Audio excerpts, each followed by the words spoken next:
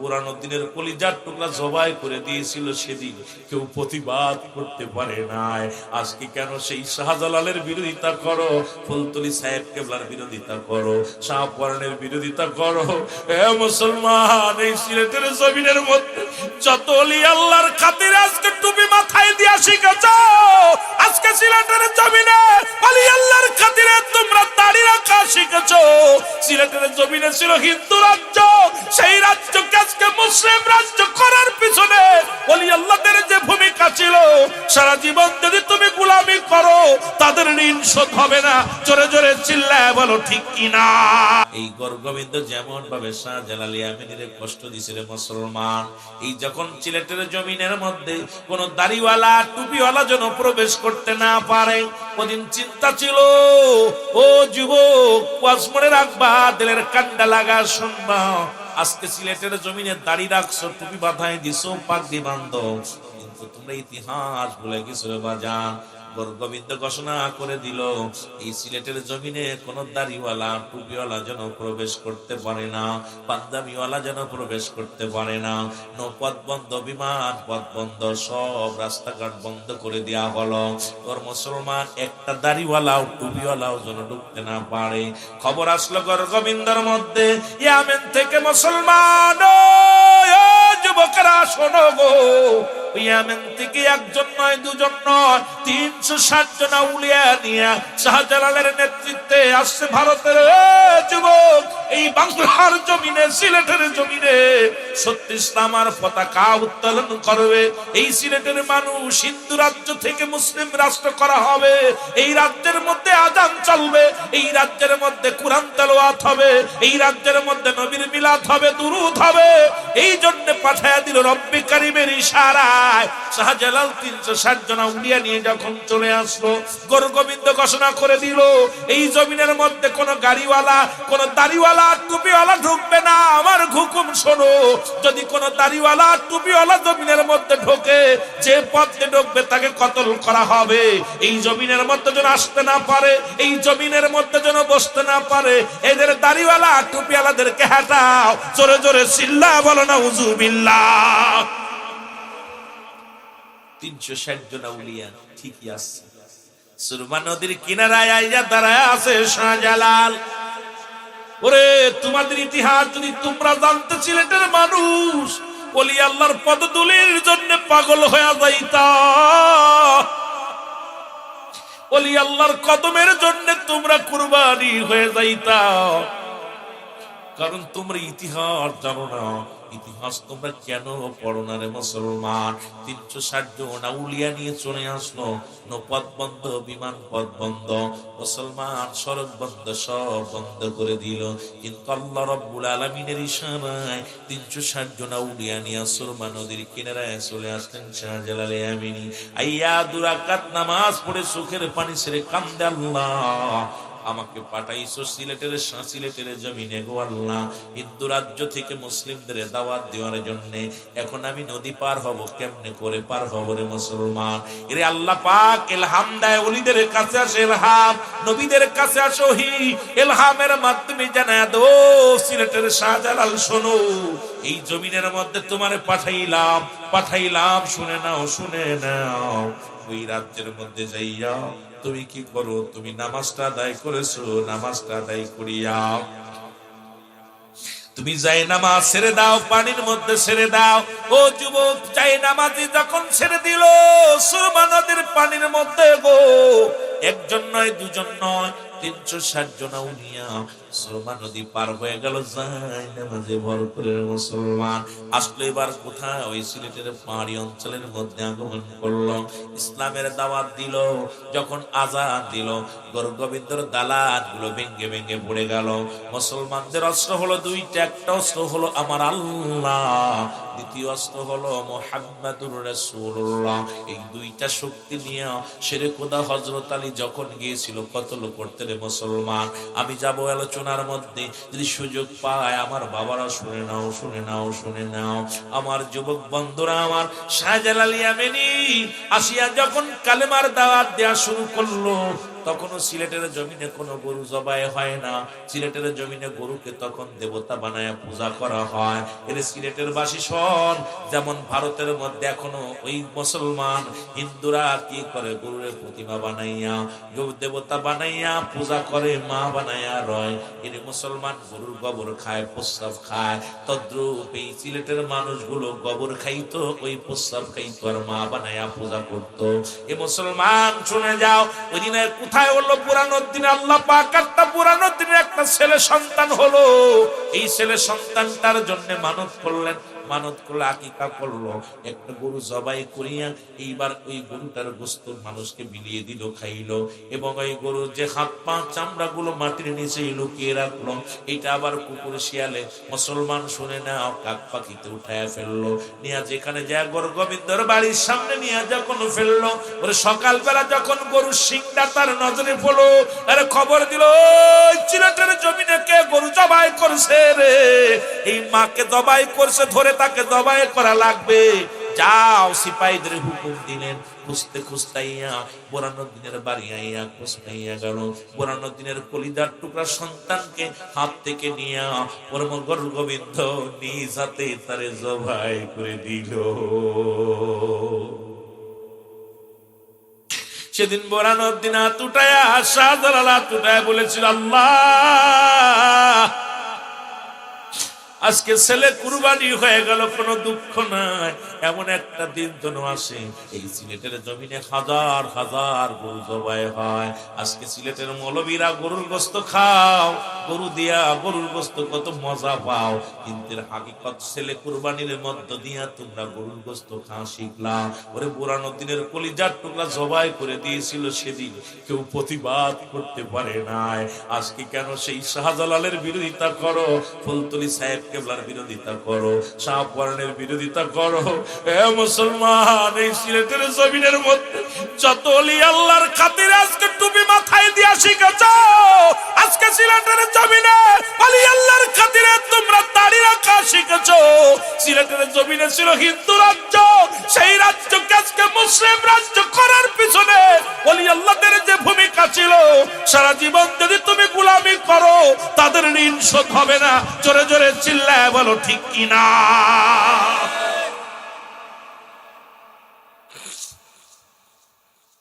কষ্ট লাগে যদি আল্লাহর বিরোধিতা করে যখন কথা বলে, কলিজার মধ্যে লেগে যায়।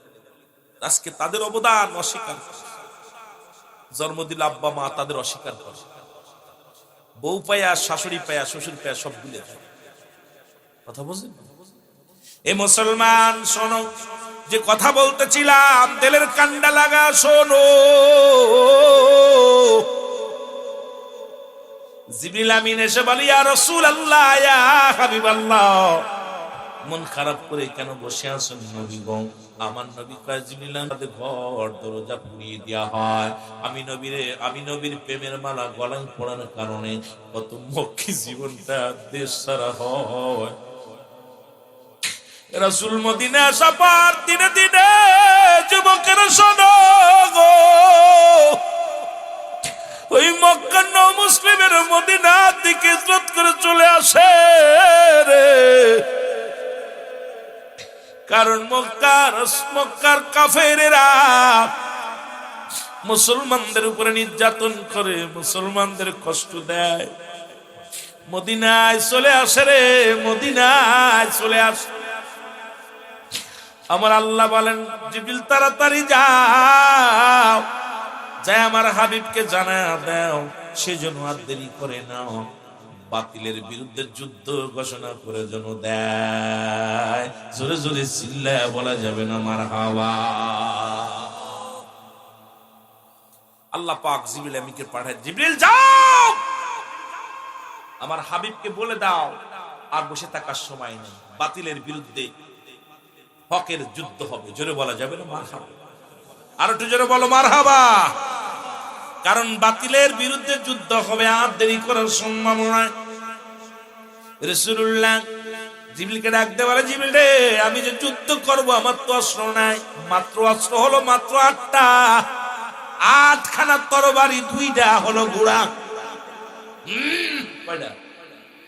জোরে কর না, কয়টা? কি 2টা? আর তরবারি কয়টা? যুদ্ধ করব কাফেরদের সঙ্গে, হাজার হাজার কাফের, তাদের সঙ্গে মোকাবেলা কেমনে করব? জিবরিল কয় হুজুর আর বসে থাকার সময় নাই, কারণ মুসলমানদের রক্ত দিয়া তারা গোসল করে, মুসলমানদের বাড়ি ঘর পোড়াইয়া দেয়, মুসলমানদের নির্যাতন করে, মা বোনদের নির্যাতন করে। নবী গো আর বসে থাকার সময় নাই, রব্বুল আলামিন হুকুম দিছে আপনি জিহাদের ডাক দেন, যুদ্ধের ডাক দেন। রাসূলুল্লাহর সঙ্গে সঙ্গে হুকুম পাওয়ার সঙ্গে সঙ্গে নবীজি ডাক দিয়ে বলেন, আমার সাহাবীরা রে, ও আমার মুসলমান বাবারা শোনো, আগামী 17 তারিখে আমরা যুদ্ধের ঘোষণা দিয়ে দিলাম। জোরে জোরে চিল্লায়া বলা যাবে না মারহাবা। ওই যুদ্ধের নাম হলো বদরের যুদ্ধ। জোরে বল আল্লাহু আকবার, আরো জোরে। 17ই রমজান। ও যুবক, এরে মুসলমান রোজা থেকে যুদ্ধ করেছিল, একটু শোনো,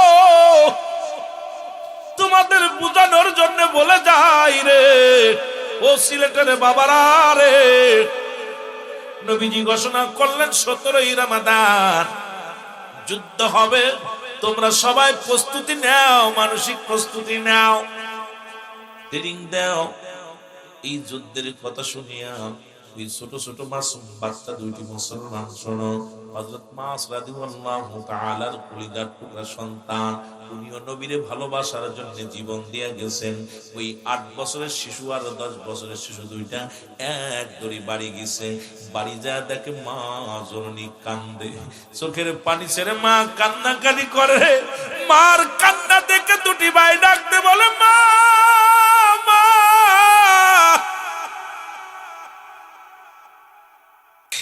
জনম দুঃখিনী মা, মারে তোমার চোখে কেন পানি? সিলেটের মা বোনেরা শোনো, সিলেটের জমিনের বাবারা শোনো গো, এই বালক দুটির কান্না দেখে রে মাও কান্দে, বালক দুটো কান্দে। মা ছেলে দুটি ডাকতে বলে, মা তুমি কেন কাঁদছো? কয় বাবারে, রহমতের নবী রাহমাতুল লিল আলামিন যুদ্ধের ঘোষণা দিছে রে। নবী বলছে শুধু পুরুষেরা যুদ্ধে যাবে, কোনো মেয়েরা যাবে না। সুতরাং আজকে যদি তোমার বাবা বেঁচে থাকতো, ইসলামের জন্য যুদ্ধের ময়দানে যাইতো। আমি কান্দি আজকে দুনিয়ার মধ্যে তোমার বাবা বেঁচে না।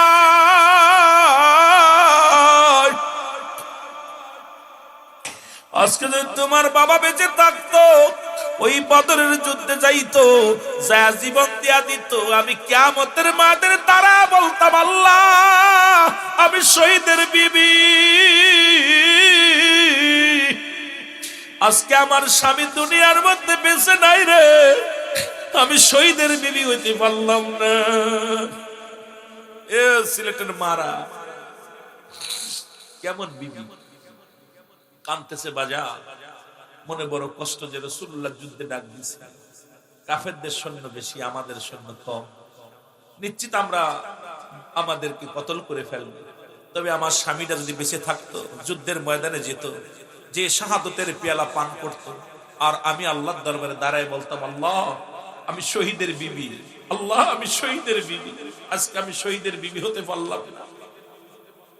কত আশা, নবীরে কত ভালোবাসছে মহিলারা, দেখছে এই সিলেটের বাজানেরা কত ভালোবাসছে। বালক দুটি ডাকতে বলে, মা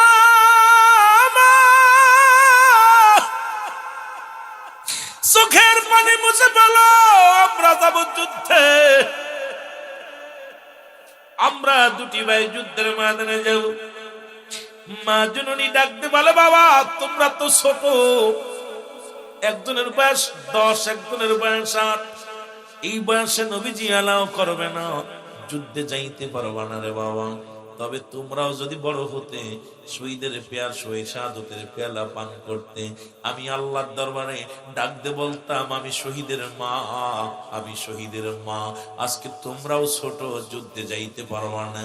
ছোট ছেলে ডাকতে কয়, মা আমরা ছোট ঠিক আছে, আমার আল্লাহ তো আর ছোট না, আমার আল্লাহ তো বড় রে মা। ও মা, মা গো তুমি বিদায় দাও, বিদায় দাও। আমরা যাবো রহমতের নবীর পক্ষে যুদ্ধ করতে, বাতিলের বিরুদ্ধে যুদ্ধের জন্য আমরা রওনা হব গো মা। তুমি বিদায় দাও, বিদায় দাও, আর বাধা দিও না। তোমার দোয়া নিয়ে যুদ্ধের ময়দানে যাবো। জোরে জোরে বলো মারহাবা।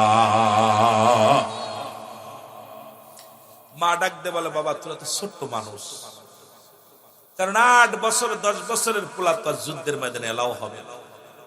ছোট মানুষ, ছোট ছেলে। মা ডাক দেখ, মা, আরে মা আমরা ছোট, আমার আল্লাহ কি ছোট? আল্লাহ তো অনেক বড়। মারহাবা বলো না। আরে ছোট বালক গুলো নবীর প্রেম কেন?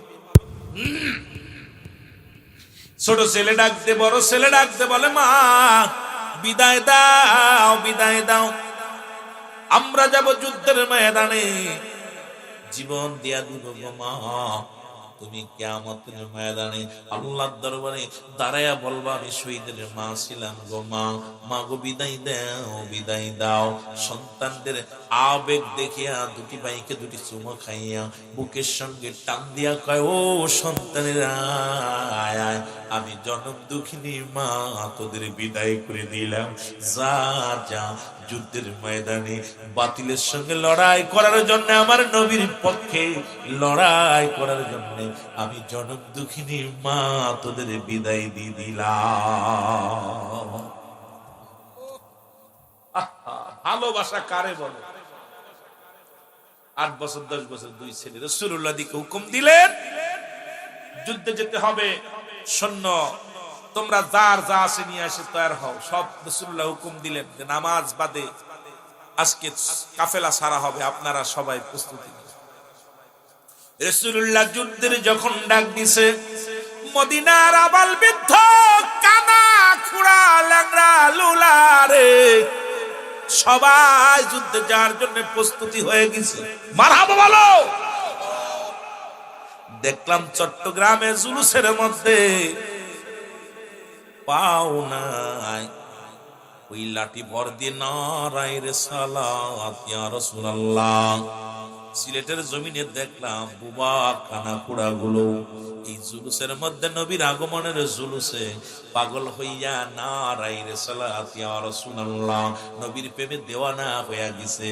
অথচ আল্লাহ আমাদের হাত দিল, পা দিল, কত সুন্দর বডিখানা দান করলো, তারপরও নবীর জন্য চোখের পানি পড়ে না। একজন পুরা মাতাল মুসলমান প্রতিবন্ধী, দৃষ্টি প্রতিবন্ধী, তেও তো নবীর প্রেমে দেওয়ানা হয়ে গেছে। বাবারে আমারে আল্লাহ কত সুন্দর, কত সুন্দর বানাইলো, কত সুন্দর দেহ কানা বানাইলো, কত সুন্দর হাত, কত সুন্দর পা, কত সুন্দর আমার চোখ দুটি, কত সুন্দর আমার কান দুটি, সর্বাঙ্গগুলো কত সুন্দর বানাইলো। তবু আমি আমার মাওলারে চিনতে পারলাম না। কিন্তু দৃষ্টি প্রতিবন্ধী ঠিকই মাওলারে চিনছে, দৃষ্টি প্রতিবন্ধী ঠিকই আমার নবীরে চিনছে। ও মুসলমান, গভীর মনোযোগ। এই পাগলগুলো রব্বে কারিমের পাগল,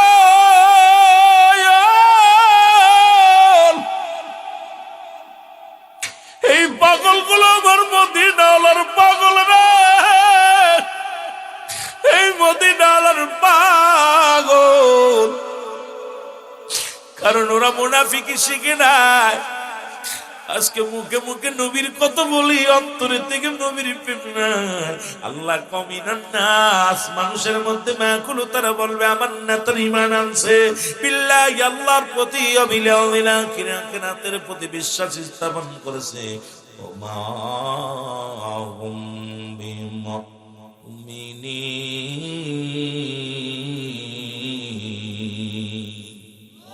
ওরে মুনাফিক ছিল তৎকালীন জামানার মধ্যে সবচেয়ে হাজার কাফেরের চাইতে একজন মুনাফিক ইসলামের জন্য বড় ক্ষতিকারক রে। এই জমিনের মধ্যে যতগুলো মানুষ বসে আছেন, 1000 কাফের আসলেও ভয় নাই। কিন্তু এর মধ্যে যদি একজন মুনাফিক থাকে, ঘরের ইঁদুরে যদি বান কেটে দেয়, এই মুনাফিক শুরু করে দিলে ইসলামটার 12টা বেজে যাবে। জোরে জোরে বলেন ঠিক কিনা? আমি যুবকদের বলে যাই, ও যুবক বন্ধুরা, আর কাদা ছিঁড়াছিঁড়ি করিস না। কোন পীরের কি হলো, কোন জায়গা কি হলো দেখার সময় নাই। ইসলামের স্বার্থে বাধ্যম স্বার্থে এক হয়ে যাও, নবীর প্রেমের স্লোগান দাও, আল্লাহর গুণগান গাও।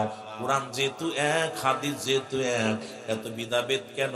আপনার মতামতের বাইরে গেলে আপনি সেটা আর বরদাস্ত করবেন না, এমন তো কোনো নীতি নয়, এমন কোনো নিয়ম নয়। আপনার যেটা জানা আছে আমার সেটা জানা নাই, আমার যেটা জানা আছে আপনার সেটা জানা নাই। সবাই যে একই মতের মধ্যে চলবো না, না। নবীজির আদর্শ আল্লাহর গোলামি করিয়া চলতে চায়। জোরে জোরে চিল্লায়া বলা যাবে না, ঠিক কিনা? কোন পীর কোন মাকসুদ নাই, মাকসুদ হলো স্বয়ং আল্লাহ, ঠিক কিনা? আরো জোরে বলেন ঠিক কিনা? এই মাকসুদ যদি আল্লাহ মনে করো, ও যুবক, ওই অত দূরে গেলে আলোচনা পিছে পড়ে যাব গো। এই রব্বুল আলামিনের গোলাম, রাস্তায় হাজার হাজার মানুষ দাঁড়ায়, ও যুবক ডাকে রে, কাফেলা করে রওনা দিছে। নবীজি খবর পাইলো ওই আবু জেহেলের কাফেলায় 1000 সৈন্য, 1000 তরবারি, 1000 ঘোড়া নিয়ে মক্কা থেকে মদিনার দিকে রওনা হয়ে গেছে রে। মুসলমানদের চির বিদায় করে দিবে।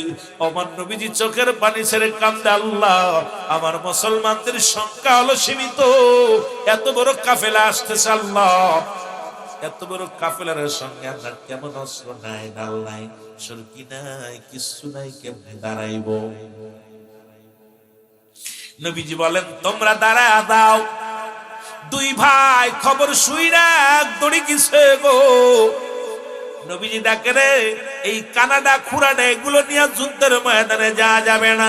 নবী বললেন আমি আজকে এই ময়দানে সমস্ত যারা যুদ্ধে যাবে, যুদ্ধের সৈনিক গুলো আমি নিযুক্ত করব, আমি সিলেক্ট করব, তোমরা দাঁড়ায় দাও। মাপে ঠিক হওয়া লাগবে, মাপে যদি কম হয় তাহলে যুদ্ধে পাঠানো যাবে না। দুটি ভাই দাঁড়ায় দাঁড়ায় চিন্তা করে, ভাই রে সর্বনাশ। দুটি ভাই চিন্তা করে, ভাই সর্বনাশ, যেহেতু এত বেলতো আশাইছিলাম যুদ্ধে যাব, এখন নবীজি মাপ দিয়া নিবে, দুই ভাই তো মাইনাস হয়ে যাব। কারণ হলো দুনিয়ার মধ্যে দুই ভাইয়ের বয়স, এক ভাইয়ের বয়স 8-10। নবীজি বালকদেরকে নিবে না, কানা খুড়ারে নিবে না, ন্যাংরা নুলারে নিবে না, দৃষ্টি প্রতিবন্ধীদের নিবে না। সুতরাং আমরা বাদ হয়ে যাব। ছোট ভাই কয়, বাইরে যুদ্ধে যেতে হবে, কারণ আমার নবীরে যে কষ্ট দিছে তারে আমি নিজ হাতে হত্যা করব রে ভাই। আরে আমার নবীর গায়ে কেমনে কেমনে মারলো রে, যে নবীর গায়ের উপরে কোনোদিন মশা মাছি লাগে না। ওই তায়েফের ময়দানে কত পাথরের আঘাত নবীজি, যে নবীর গায়ের মধ্যে কোনোদিন মশা মাছি লাগে নাই রে। এই কালেমার দাওয়াত দেওয়ার জন্য নবীর রক্তে রঞ্জিত হয় রে, নবীর দেহ মুবারক থেকে রক্ত ঝরে রে। যুবক বন্ধুরা রে, আমার নবী নিজের জন্য কোনদিন কাঁদে না, আমার নবী জীবনে কোনদিন নিজের চিন্তা করে নাই। তাম পৃথিবীর রহমতের ভান্ডার, রহমতের কান্ডারি, জীবনে কোনোদিন নিজের চিন্তা করে নাই। সারা জীবন কেঁদে গেছে শুধু উম্মাতের মায়ায়। ইয়া রব্বি হাবলি উম্মতি, ইয়া রব্বি হাবলি উম্মতি, ইয়া রব্বি হাবলি উম্মতি। জোরে জোরে চিল্লায় বলা যাবে না মারহাবা? আর একটু জোরে জোরে চিল্লায় বলা যাবে না মারহাবা? মদিনার মাটি গায়ে লাগলে গুনাহ ঝরে যায়, বাংলাদেশের মাটি গায়ে লাগলে চুলকানি রোগ হয়। মদিনার পাথরে চুমা দিলে মুসলমান গুনাহ ঝরে যায়। এর বাংলাদেশের মাটির মধ্যে মুসলমান বাংলাদেশের পাথরের মধ্যে চুমা দিলে প্রস্রাবের গন্ধ পাওয়া যায়। পাথরে পাথরে বেশ কম আসেনি, মাটিতে মাটিতে বেশ কম আছে। আজকে মুসলমান নবী তো নবী বেশ কম আছে, মানুষে মানুষে বেশ কম আছে। এখন নবীর সঙ্গে যারা মেশাল দেয় যে নবীও মানুষ আমরাও মানুষ, নবীরা হলো গুনাহ থেকে মুক্ত, আমরা গুনায় যুক্ত, নবীরা হলো মাসুমের মাসুম, আমরা হলাম গুনাহ মার্কা মানুষ। এই গুনাহ মার্কা মানুষ হইয়া কেমনে নবীর সঙ্গে মেশাল দিলে মুসলমান শোনো। এবার নবী কয় দুনিয়া থেকে বিদায় হয়ে গেলাম, ও যুবক দেবের কান্ডা লাগা শোনো। নবী কয় ওমা মায়াতি খায়রুল লাকুম ওয়াফাতি খায়রুল লাকুম। নবী কয় আমার উম্মতিরা রে, এই দুনিয়া থেকে বিদায় হয়ে গেলাম আমার উম্মতের কল্যাণের জন্য। জোরে জোরে চিল্লায়া বলা যাবে না মারহাবা, আর একটু জোরে জোরে চিল্লায়া বলা যাবে না মারহাবা। আমার রাসূল কি ধন এ জগতে বান্ধব আমরা চিনলাম না, আমার রাসূল কি ধন এই জগতে বান্ধব আমরা চিনলাম না। দয়াল নবী নূরের নবী আমার জানের জান,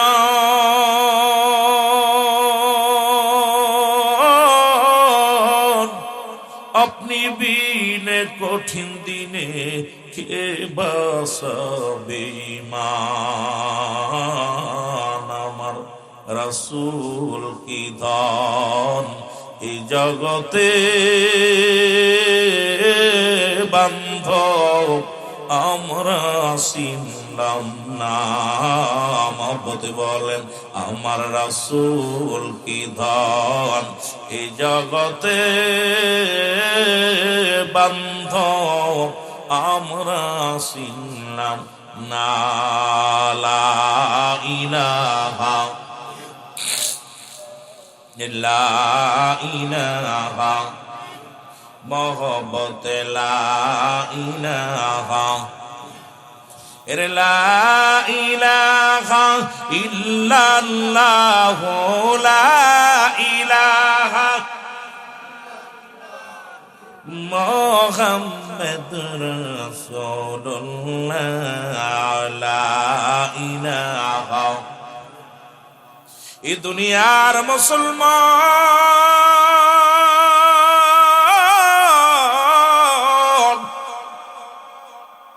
আমি আপনাদেরকে কয়েকটা কথা বলে যাই গো। নবীর প্রেম হলো প্রকৃতি ঈমানের লক্ষণ। নবীর প্রেম যার অন্তরে নাই তার ঈমান বলতে কিছু নাই। ওফাতি খায়রুল লাকুম, নবী ওফাত হয়ে গেছে, নবী বিদায় হয়ে গেছে। কার জন্য? আপনার আমার কল্যাণের জন্য। জোরে বলুন মারহাবা, আর একটু জোরে বলেন মারহাবা। ওমা মায়াতি খায়রুল। রাসূল বলে উম্মতিরা রে শোনো, এই পৃথিবীর মধ্য থেকে বিদায় নিলাম আমার উম্মতের কল্যাণের জন্য। পৃথিবীর মধ্যে যদি কোন উম্মত ভালো কর্ম করে গো,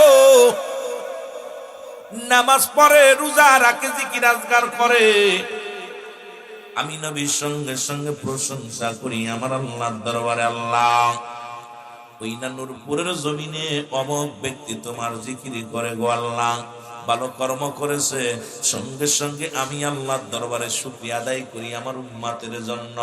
আবার যদি কোনো উম্মত গুনাহের কাজ করে, সঙ্গে সঙ্গে আমার নবী ইস্তেগফার করে উম্মতের হইয়া, আল্লাহ ওই সিলেটের জমিনে নূরপুরের জমিনে অমুক ব্যক্তি গুনাহ করেছে রে বান্দা, ও তোমার অমুক বান্দা অমুক বান্দি গুনাহ করেছে গো আল্লাহ, তুমি তারে মাফ করে দাও। অন্যায় করে ছেলে মাফ চায় বাবা, অন্যায় করে গ্রামের ছেলে মাফ চায় চেয়ারম্যান মেম্বার যাইয়া, এমন নবীর উম্মত হইলাম, ভুল করি আমি ক্ষমা চাই আমার নবী, এই নবীর পক্ষে থাকার দরকার আছে কি না? সোজা এত কেন আহলে সুন্নাত ওয়াল জামাতের সমস্ত পাগলগুলো নবী নবীকে কেমনে পাগলামি করে, কেন করে, কেন জবাবই এটা। এ মুসলমান শুনে নাও, যেহেতু আজকে পবিত্র ঈদে মিলাদুন নবী উদযাপন উপলক্ষে, ঈদ মানে আনন্দ, মিলাদ মানে ধর্ম বৃত্তান্ত, জোরে বলো মারহাবা। এই জন্য নবীর শান মানের উপরে একটু কথা বলে যাইতেছি রে মুসলমান। ঈদ মানে আনন্দ, মিলাদ মানে ধর্ম বৃত্তান্ত। ঈদে মিলাদুন নবী সাল্লাল্লাহু আলাইহি ওয়াসাল্লাম, জোরে জোরে চিল্লায়া বলা যাবে না মারহাবা? আর একটু জোরে বলা যাবে না মারহাবা? মুসলমান, মুসলিম মিল্লাতের ঈদ হলো পাঁচটা। কয়টা? মুসলিম মিল্লাতের ঈদ হলো পাঁচটা। এক নাম্বার ঈদের নাম হলো ঈদ মিলাদুন নবী সাল্লাল্লাহু আলাইহি ওয়াসাল্লাম। দুই নাম্বার ঈদের নাম হলো ঈদুল ফিতর। তিন নাম্বার ঈদের নাম হলো ঈদুল আযহা। চার নাম্বার ঈদের মুসলমান শোনো, চার নাম্বার ঈদের নাম হলো ইয়াউমুল জুম্মা। পাঁচ নাম্বার ঈদের নাম হলো আরাফাতের ময়দান।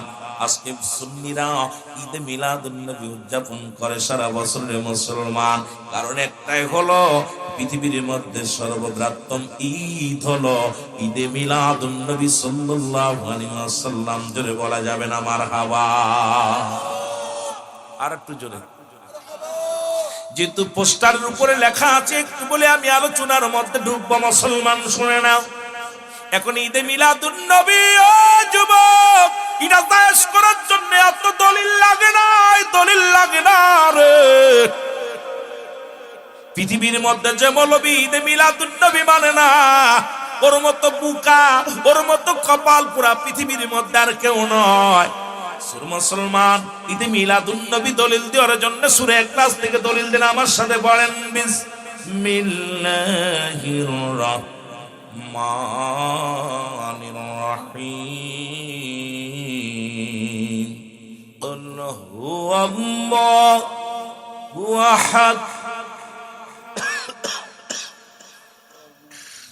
লাম ইয়ালিদ ওয়া লাম ইউলাদ ওয়া লাম ইয়াকুল লাহু কুফুয়ান আহাদ।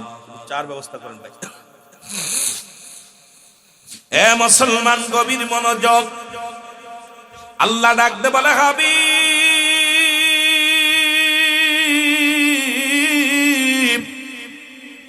আপনি জানা দেন আমি আল্লাহ এক। জোরে বলা যাবে না মারহাবা? আর একটু জোরে।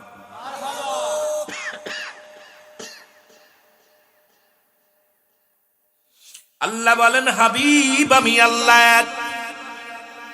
পৃথিবীর মধ্যে কাউকে জন্ম দিই নাই, কারো থেকে জন্ম নিই নাই। সুতরাং নবীজির আব্বা ছিল, মা ছিল, দাদা ছিল, দাদি ছিল।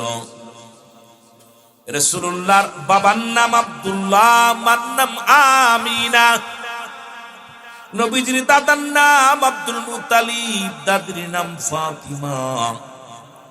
নবীজির বংশ হলো কুরাইশ বংশ। নবী 570 খ্রিস্টাব্দে দুনিয়ার মধ্যে আগমন করেছে। মুসলমান, আল্লাহ বলে, হাবিব জানায়া দাও, আসমান জমিনের মধ্যে যা কিছু আছে সবকিছু আমার মুখাফিকি, আমি কারোর মুখাফিকি নয়। সুতরাং আমার আল্লাহর আব্বা মা কিডা যারা কয় মিলাদুন নবী মানি না, তাদেরকে বলবেন তোমার আল্লাহর আব্বাকে মাকে আল্লাহ কবে জন্ম নিছে? একমাত্র জন্ম নাই আমার আল্লাহর, আর জন্ম আছে পৃথিবীর সমস্ত মাখলুকাতের। মুসলমান, যেহেতু আমার রাসূল দুনিয়ার মধ্যে মানব রূপে দুনিয়ার মধ্যে আগমন করেছিল, আমার নবীর বাবাও ছিল, মাও ছিল, দাদাও ছিল, বংশ ছিল। সুতরাং নবীর মিলাদ আছে, মিলাদ নাই আল্লাহর। জোরে জোরে চিল্লায়া বলা যাবে না, ঠিক কিনা? বুঝা নিবেন যারা কয় নবীর মিলাদ মানি না, এদের মতো বুকা, এদের মতো গদ্ধব আর পৃথিবীর মধ্যে কেউ নেই। মিলাদ নাই আল্লাহর, মিলাদ আছে পৃথিবী। যে মৌলবী মানে না, ওর বাড়ির গরুটারও মিলাদ আছে, ছাগলের মিলাদ আছে, গরু ছাগলের জন্ম হয়েছে। জোরে বলেন ঠিক না? গরু ছাগলেরও মিলাদ বিবি হয়েছে, কি হয়েছে? জন্ম হয়েছে। কিন্তু নবীর মিলাদ মানে না। নবী কি জন্ম নিয়েছেন আকাশ থেকে টুস করে পড়ছে? রাসূল পাক সাল্লাল্লাহু আলাইহি ওয়াসাল্লাম কি আকাশ থেকে টুস করে পড়ছে? রাসূলের মা, আমার নবীজির মা ছিল, আমার নবীজির বাবা ছিল, আমার নবীজির বংশ পরিচয় ছিল, আমার নবীর দাদা ছিল, আমার নবীর দাদি ছিল, আমার নবীর নানা নানি ছিল। জোরে বলেন ঠিক কিনা? এই জন্য নবীর নানার নাম আব্দুল ওয়াহাব, জুরি নানির নাম হলো বাররা। মুসলমান নবীজির 9 জন চাচা ছিল, 6 জন ছিল ফুফু ছিল। আল্লাহর চাচা খালা মামু কয়জন ছিল আগে জানতে চাইলে মুসলমান। আজকে যারা কয় মিলাদুন নবী মানি না, কারণ 2টা মিলাদ কেন মানে, আজকে 2টা ঈদ মানে। এই মানার পিছনে একটা কারণ দেখলাম আমি বিবেচনা করেন মুসলমান। একটা হলো ঈদুল ফিতর, আর একটা হলো ঈদুল আজহা।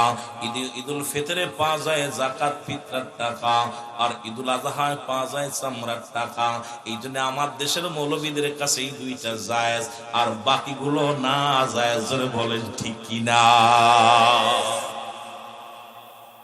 যাকাত ফিতরা পাইলে খুব মজা লাগে, কিন্তু ঈদে মিলাদুন নবী উদযাপন করতে হলে পকেটের টাকা খরচ করা লাগে, পকেটে টাকা খরচ করা। দুঃখ আজকে এদেরকে বুঝাইবো কেমন? এ দুনিয়ার মুসলমান শুনে নাও, রহমতের নবী মক্কা জীবনে ও যুবক,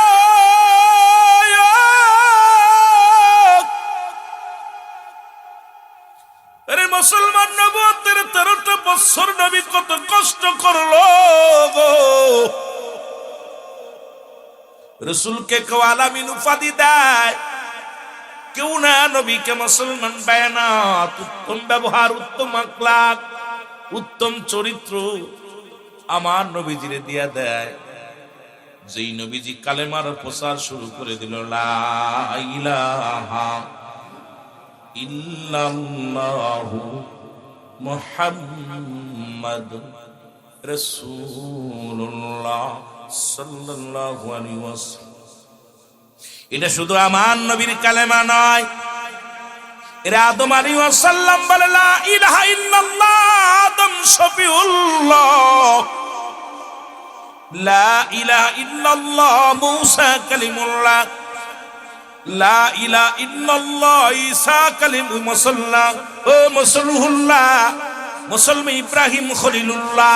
পৃথিবীর মধ্যে যত নবী আছে গো, সবারই এক কালেমা ছিল, লা ইলাহা, নাই কোন ইলা, ইল্লাল্লাহু, এক আল্লাহ ছাড়া। সবারই এক উদ্দেশ্য ছিল, আল্লাহ এক, আল্লাহ দ্বিতীয় কেউ নাই। আল্লাহ রাব্বুল আলামিন এক, অদ্বিতীয় কেউ নাই। আর তার পয়গম্বর, তার প্রেরিত রাসূল হলাম আমরা। সর্বশেষে আমার নবীজি এসে বললেন, লা ইলাহা ইল্লাল্লাহু মুহাম্মাদুর রাসূলুল্লাহ। জোরে জোরে চিল্লায়ে বলেন সাল্লাল্লাহু আলাইহি ওয়াসাল্লাম। আশহাদু আল্লা ইলাহা ইল্লাল্লাহু ওয়াহদাহু লা শারীকা লাহু ওয়া আশহাদু আন্না মুহাম্মাদান আবদুহু ওয়া রাসূলুহু। জোরে জোরে চিল্লায়া বলা যাবে না মারহাবা। রাসূলুল্লাহর আগে খুব ভালো ছিল। কেউ কয় নবী আব্দুল্লাহর বেটা মুহাম্মাদের মতো মানুষ হয় না। আব্দুল্লাহর বেটা মুহাম্মদ একজন আদর্শবান প্রেমিক, দেশপ্রেমিক, সব প্রেমিক। যেই নবীজি কালেমার দাওয়াত দেওয়া শুরু করলো, আব্দুল্লাহর বেটা মুহাম্মদ কাজ্জাব, মিথ্যাবাদী। কথা বুঝেন? রাসূল যখনই সত্যের পয়গাম মানুষের কাছে প্রচার করতে লাগলো, তখনই বিদাবেত, তখনই দেখা গেল ঝামেলা। আমার মুসলমানেরা শুনে নাও, এর মক্কা জীবনে নবীজি কত কষ্ট করে গো।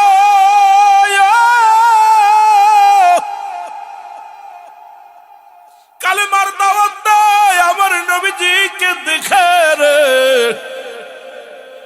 মক্কার মানুষেরা অনেকেই কালেমা প্রচার করা শুরু করলো, কালেমা গ্রহণ করা শুরু করলো। কিন্তু আবু জেহেল এটা মানতে পারে নাই। ওই আবু জেহেল দুষ্ট কাফের মানতে পারে নাই। নবীরে কষ্ট দেয়া শুরু করে দিল। মুসলমান শোনো, কাফেরেরা নবীরে কষ্ট দিয়া শুরু করে দিল। রাসূলুল্লাহ চোখের পানি ছেড়ে কান্দার বলে, আল্লাহ, এই দুনিয়ার মধ্যে যত কষ্ট তুমি দাও, কোনো কষ্ট আমি কষ্ট মনে করি না, তুমি আরো কষ্ট সইবার মতো শক্তি দাও, তবুও যেন আমার উম্মতের মাঝে আমি কালেমার দাওয়াত দিতে পারি। জোরে বলো মারহাবা।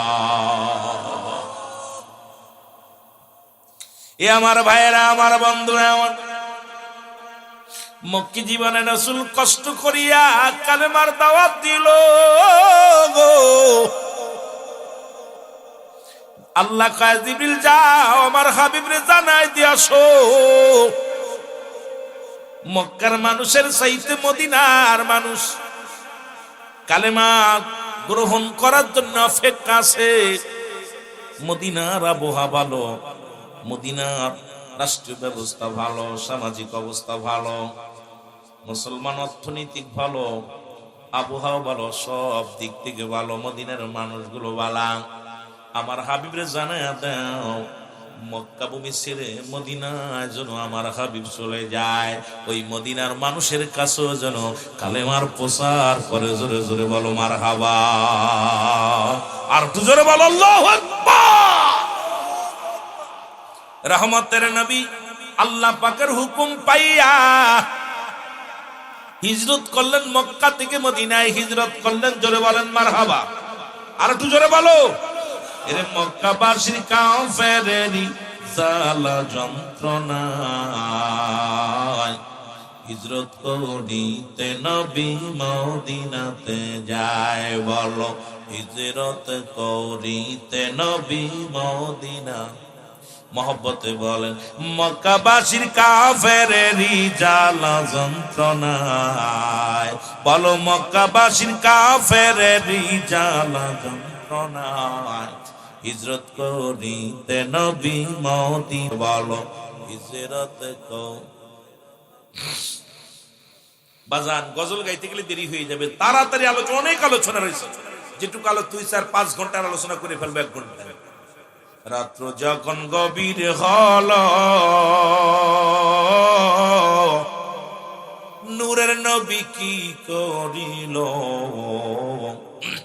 হযরত আলীকে শুয়াইয়া দিলেন নিজেরই বিছনায়। হযরত আলীকে শুয়াইয়া দিলেন নিজেরই বিছনায়। ওরে হিজরত করিতে নবী মদিনাতে যায়। বলো, হিজরত কও। রাত্র যখন নিশির হল, কাফেরেরা কি করিল, হযরত নবীজির বিছানায় এসে আলীকে যে পায়। হযরত নবীজির বিছানায় এসে আলীকে যে পায়। হিজরত করিতে নবী মদিনাতে যায়। বলো, হিজরত কর। এ দুনিয়ার মুসলমান শোনো, গভীর মনোযোগ, দিলের কান্ডা লাগা শোনো গো। আমি কথাগুলো বলি, যদিও আপনাদের কষ্ট হয়, উঠাউঠি করলে চলবে না। উঠাউঠি মনমতি ইচ্ছামতি উঠা আলোচনা শুই না, মজা ধৈর্য ধরে বসতে হবে। মুসলমান গভীর মনোযোগ। রহমতের নবী মক্কা থেকে মদিনায় যখন পৌঁছালো গো,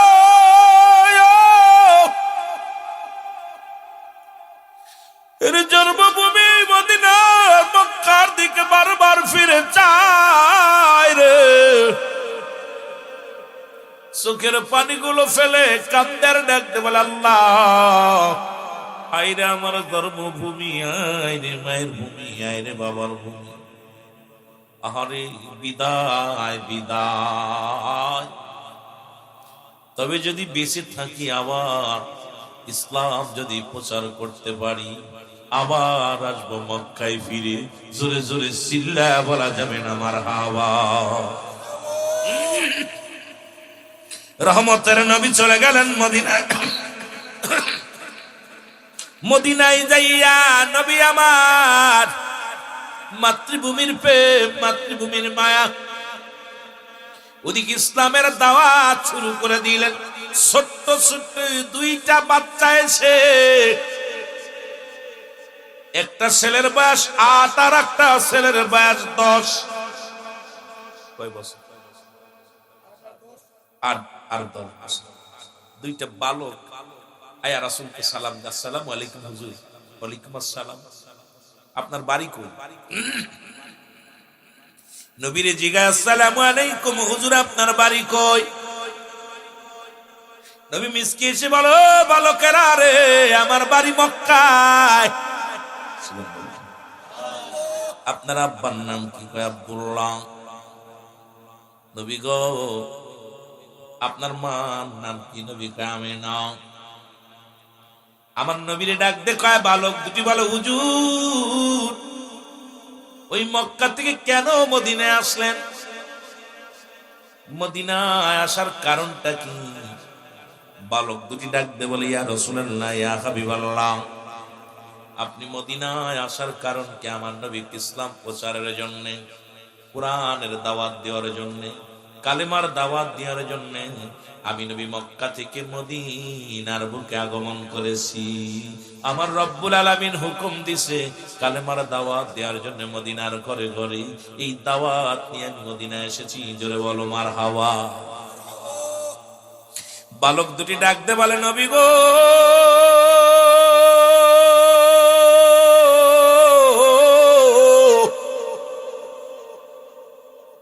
ইয়া রাসূলুল্লাহ, ইয়া হাবিবাল্লাহ, আপনার আব্বা মা কি বেঁচে আছে? আমার নবী বালকের মুখে যখন বাবা মার কথা শুনছে রে, নবীজির কলিজার মধ্যে আঘাত লেগেছে। রহমতের নবী চিৎকার মেরে কান্দার, কয় বালকরা রে, এই জগতের মধ্যে আমি নবী বড় এতিম। এই জগতে আমার মাও নাই, আমার বাবাও নাই রে।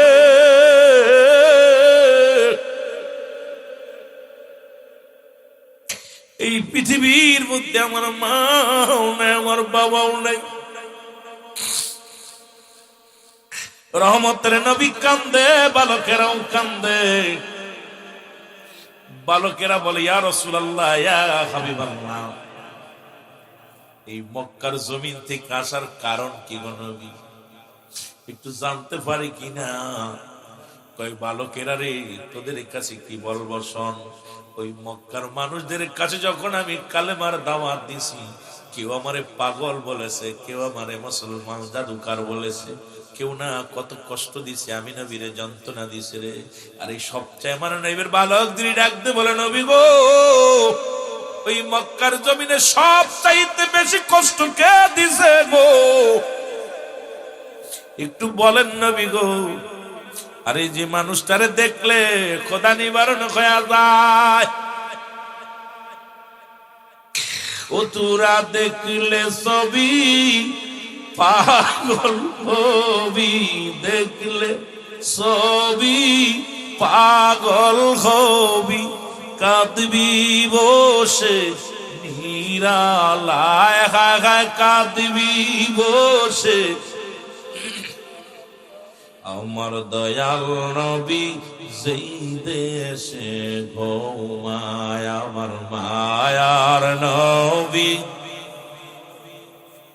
সিলেটের বাজানেরা রে, একটু চোখের পানি ছেড়ে কান্দেন, কারণ সিলেটের জমিন সুন্নিয়াতের জমিন, নবী প্রেমিকের জমিন। এই আর দেখলে ছবি পাগল হবি, তোরা দেখলে ছবি, আয় হায় কাঁদবি বসে নিরালায়, হায় হায় কাঁদবি বসে নিরালায়। আমার দয়াল নবী সেই দেশে ঘুমায়, আমার মায়ার নবী। আয় হায় প্রেম যদি করবি রে মন, বল প্রেম যদি শিখবিরে মন সব সেরে চল মদিনায় তোরা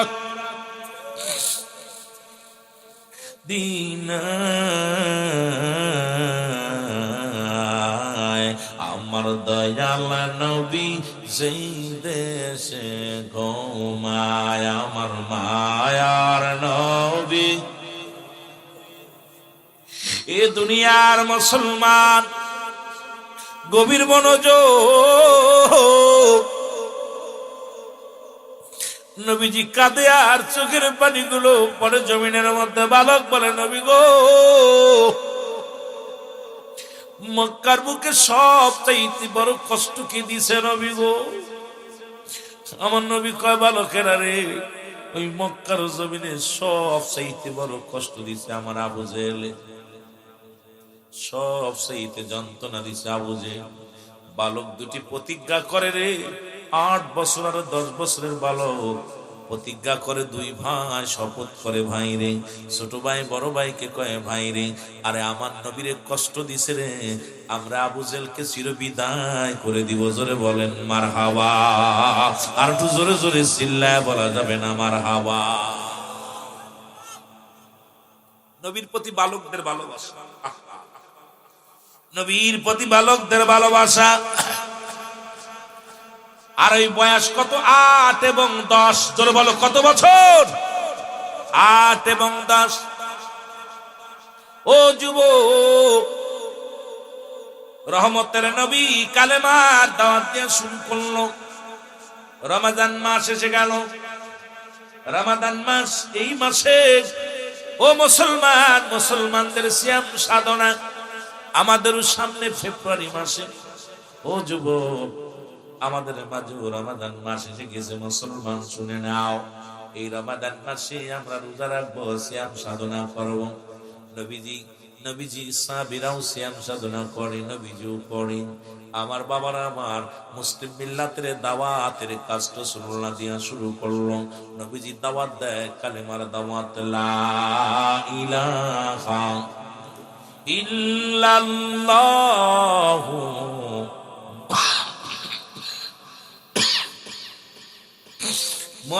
মুহাম্মাদুর রাসূলুল্লাহ। জোরে জোরে চিল্লায় বলেন সাল্লাল্লাহু আলাইহি ওয়াসাল্লাম। এই দিনে দিনে মুসলমানদের সংখ্যা বাড়তে লাগলো গো।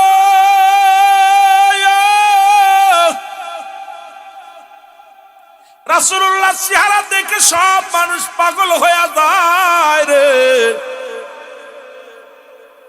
আমার নবীর মুখটা খানি দেখি এক নজর কত বেঈমান কাফেরেরা মুসলমান হয়ে গেল। রাসূলুল্লাহর প্রতি ভালোবাসা গো। এদিকে কাফের বেঈমানের অত্যাচার মাত্রা বাড়ায়া দিল, মুসলমানদের বাড়ি ঘর পুরায়া দিল। মুসলমানদের যেমনি মুসলমান ভারতের মধ্যে দেখলাম, কিছুদিন গত বছর ভারতের মধ্যে দেখলাম কত মুসলমানের বাড়ি ঘর পুরায়া দিছে। মুসলমান নিরাপদে নামাজটা আদায় করতে পারে নাই, মুসলমানেরা জুম্মার নামাজ আদায় করতে পারে নাই, মুসলমানের ঈদের নামাজ আদায় করতে পারে নাই, কোরবানির নামাজ আদায় করতে পারে নাই। এর ভারতের মধ্যে আজকে ভারতের দালালের যারা আছে শুনে নাও, এর ভারতের অসংখ্য মুসলমানদের উপরে নির্যাতন করা হয়েছে গো। নামাজ পড়ার অপরাধে রাস্তার কিনারায় গাড়ি ঠেকায়, নামাজ পড়ার অপরাধে ও মুসলমান তাকে হত্যা করা হয়েছে। যেমনি ভাবে সিলেটের গৌরগোবিন্দ মুসলমান শুনে নাও, এই গৌরগোবিন্দ যেমন ভাবে শাহজালাল আমিনের কষ্ট দিছিল মুসলমান, এই যখন সিলেটের জমিনের মধ্যে কোন দাড়িওয়ালা টুপিওয়ালা যেন প্রবেশ করতে না পারে, ওদিন চিন্তা ছিল ও যুবক, ওয়াজ মনে রাখবা, দিলের কান্ডা লাগা শুনবা। আজকে সিলেটের জমিনে দাড়ি রাখছো, টুপি বাঁধাই দিছো, পাগড়ি বাঁধো, কিন্তু তোমরা ইতিহাস ভুলে গেছো বাজান। গোবিন্দ ঘোষণা করে দিল, এই সিলেটের জমিনে কোন দাড়িওয়ালা টুপিওয়ালা যেন প্রবেশ করতে পারে না, পাঞ্জাবিওয়ালা যেন প্রবেশ করতে পারে না। নৌপথ বন্ধ, বিমান পথ বন্ধ, সব রাস্তাঘাট বন্ধ করে দেওয়া হলো। তোর মুসলমান একটা দাড়িওয়ালাও টুপিওয়ালাও যেন ঢুকতে না পারে। খবর আসলো গোবিন্দর মধ্যে, ইয়ামেন থেকে মুসলমান যুবকেরা শোনো গো, ইয়ামেন থেকে একজন নয় দুজন নয় 360 জন আউলিয়া নিয়ে শাহজালালের নেতৃত্বে আসছে ভারতের যুবক। এই বাংলার জমিনে, সিলেটের জমিনে সত্য ইসলামের পতাকা উত্তোলন করবে। এই সিলেটের মানুষ হিন্দু রাজ্য থেকে মুসলিম রাষ্ট্র করা হবে। এই রাজ্যের মধ্যে আযান চলবে, এই রাজ্যের মধ্যে কোরআন তেলাওয়াত হবে, এই রাজ্যের মধ্যে নবীর মিলাদ হবে, দুরূদ হবে। এই জন্য পাঠায়া দিল রব্বে কারীমের ইশারায়। শাহজালাল 360 জন আউলিয়া নিয়ে যখন চলে আসলো, গোবিন্দ ঘোষণা করে দিল, এই জমিনের মধ্যে কোন গাড়িওয়ালা, কোন দাড়িওয়ালা, টুপিওয়ালা ঢুকবে না। আমার হুকুম শোনো, যদি কোন দাড়িওয়ালা টুপিওয়ালা জমিনের মধ্যে ঢোকে, যে পথে ঢুকবে তাকে কতল করা হবে। এই জমিনের মধ্যে যেন আসতে না পারে, এই জমিনের মধ্যে যেন বসতে না পারে। এদের দাড়িওয়ালা টুপিওয়ালাদেরকে হটাও। জোরে জোরে চিল্লা বলো না উযুবিল্লাহ। 360 জন আউলিয়া ঠিকই আছে। সুরমা নদীর কিনারায় আইয়া দাঁড়ায় আছে শাহজালাল। ওরে তোমাদের ইতিহাস যদি তোমরা জানতে, সিলেটের মানুষ ওলি আল্লাহর পদধূলির জন্য পাগল হয়ে যাইতা, ওলি আল্লাহর কদমের জন্য তোমরা কুরবানি হয়ে যাইতা। কারণ তোমরা ইতিহাস জানো না। ইতিহাস তোমরা কেন পড়ো না রে মুসলমান?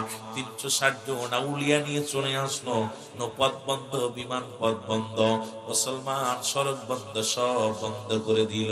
কিন্তু আল্লাহ রাব্বুল আলামিনের ইশারায় 360 জন আউলিয়া নিয়ে সুরমা নদীর কিনারায় চলে আসলেন শাহজালাল ইয়ামিনী। আইয়া দুরাকাত নামাজ পড়ে চোখের পানি ছেড়ে কান্দে, আল্লাহ আমাকে পাঠাইছো সিলেটের জমিনে গো আল্লাহ, হিন্দু রাজ্য থেকে মুসলিমদের দাওয়াত দেওয়ার জন্য। এখন আমি নদী পার হব, কেমনে করে পার হব রে মুসলমান? এরে আল্লাহ পাক ইলহাম দেয়, ওলিদের কাছে আসে ইলহাম, নবীদের কাছে আসে ওহী। ইলহামের মাধ্যমে জানায় দো, সিলেটের শাহজালাল শোনো, এই জমিনের মধ্যে তোমারে পাঠাইলাম, শুনে নাও। ওই রাজ্যের মধ্যে যাইয়া তুমি কি করো? তুমি নামাজটা আদায় করেছো, নামাজটা আদায় করিয়া তুমি যাই নামাজ ছেড়ে দাও, পানির মধ্যে ছেড়ে দাও। ও যুবক, যাই নামাজি যখন ছেড়ে দিল সুরমা নদীর পানির মধ্যে গো, একজন নয় দুজন নয় 360 জন আউলিয়া সুরমা নদী পার হয়ে গেল, যাই নামাজে ভর করে মুসলমান আসলো। এবার কোথায়? ওই সিলেটের পাহাড়ি অঞ্চলের মধ্যে আগমন করলো, ইসলামের দাওয়াত দিল। যখন আযান দিল, গোবিন্দর দালান গুলো ভেঙ্গে ভেঙ্গে পড়ে গেল। মুসলমানদের অস্ত্র হলো দুইটা, একটা অস্ত্র হলো আমার আল্লাহ, দ্বিতীয় অস্ত্র হলো মুহাম্মাদুর রাসূলুল্লাহ। এই দুইটা শক্তি নিয়ে শেরে খোদা হযরত আলী যখন গিয়েছিল কতল করতে রে মুসলমান। আমি যাব আলোচনার মধ্যে, যদি সুযোগ পায় আমার বাবারা শুনে নাও। আমার যুবক বন্ধুরা, আমার শাহজালাল ইয়ামিনী আসিয়া যখন কালেমার দাওয়াত দেয়া শুরু করলো, তখনও সিলেটের জমিনে কোনো গরু জবাই হয় না। সিলেটের জমিনে গরুকে তখন দেবতা বানায় পূজা করা হয়। এর সিলেটের বাসী শোন, যেমন ভারতের মধ্যে এখনো ওই মুসলমান হিন্দুরা কি করে? গরুর প্রতিমা বানাইয়া, গরু দেবতা বানাইয়া পূজা করে, মা বানাইয়া রয়। এর মুসলমান গরুর গোবর খায়, প্রস্রাব খায়। তদ্রূপ এই সিলেটের মানুষগুলো গোবর খাইতো, ওই প্রস্রাব খাইতো, আর মা বানাইয়া পূজা করতো। এ মুসলমান শুনে যাও, ওই দিনের কোথায় হলো? পুরানোর দিনে আল্লাহ পাক একটা পুরানোর দিনে একটা ছেলে সন্তান হলো। এই ছেলে সন্তানটার জন্য মানত করলেন, মানত করলে আকিকা করলো, একটা গরু জবাই করিয়া এইবার ওই গরুটার গোশত মানুষকে বিলিয়ে দিল, খাইলো। এবং ওই গরুর যে হাত পা চামড়া গুলো মাটির নিচে লুকিয়ে রাখলো, এটা আবার কুকুর শিয়ালে মুসলমান শুনে না কাক পাখিতে উঠায় ফেললো। নিয়ে যেখানে যায় গোবিন্দর বাড়ির সামনে নিয়ে যখন ফেললো, ওরে সকালবেলা যখন গরুর শিংটা তার নজরে পড়লো, আরে খবর দিল সিলেটের জমিনে কে গরু জবাই করছে রে। এই মাকে জবাই করছে, ধরে তাকে জবাই করা লাগবে। যাও সিপাহীদের হুকুম দিলেন। খুঁজতে খুঁজতাইয়া বুরহানুদ্দিনের বাড়ি আইয়া খুঁজতাইয়া গেল। বুরহানুদ্দিনের কলিজার টুকরা সন্তানকে হাত থেকে নিয়া পরম গুরু গোবিন্দ নিজ হাতে তারে জবাই করে দিল। সেদিন বুরহানুদ্দিন হাত উঠায়া শাহজালাল হাত উঠায়া বলেছিল, আল্লাহ আজকে ছেলে কুরবানি হয়ে গেল, কোনো দুঃখ নাই। এমন একটা দিন যেন আসে এই সিলেটের জমিনে হাজার হাজার গরু জবাই হয়। আজকে সিলেটের মৌলবীরা গরুর গোশত খাও, গরু দিয়া গরুর গোশত কত মজা পাও, কিন্তু হাকিকত ছেলে কুরবানির মধ্য দিয়া তোমরা গরুর গোশত খাওয়া শিখলা। ওরে বুরহানুদ্দিনের কলিজার টুকরা জবাই করে দিয়েছিল সেদিন, কেউ প্রতিবাদ করতে পারে নাই। আজকে কেন সেই শাহজালালের বিরোধিতা করো, ফুলতলি সাহেব কেবলার বিরোধিতা করো, শাহপরানের বিরোধিতা করো? এ মুসলমান, এই সিলেটের জমিনের মধ্যে যত ওলি আল্লাহর খাতিরে আজকে টুপি মাথায় দিয়া শিখেছো, আজকে সিলেটের জমিনে ওলি আল্লাহর খাতিরে তোমরা দাড়ি রাখা শিখেছো।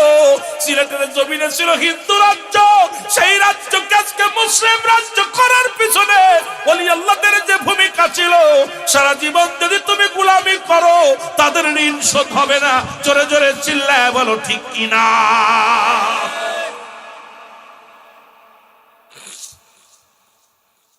কষ্ট লাগে যদি আল্লাহর বিরোধিতা করে যখন কথা বলে কলিজার মধ্যে লেগে যায়। আজকে তাদের অবদান অস্বীকার করে, জন্ম দিল আব্বা মা তাদের অস্বীকার করে, বউ পায়া শাশুড়ি পায়া শ্বশুর পায়া সব ভুলে যায়। কথা বুঝলেন? এ মুসলমান শোনো, যে কথা বলতেছিলাম দিলের কান্ডা লাগা শোনো।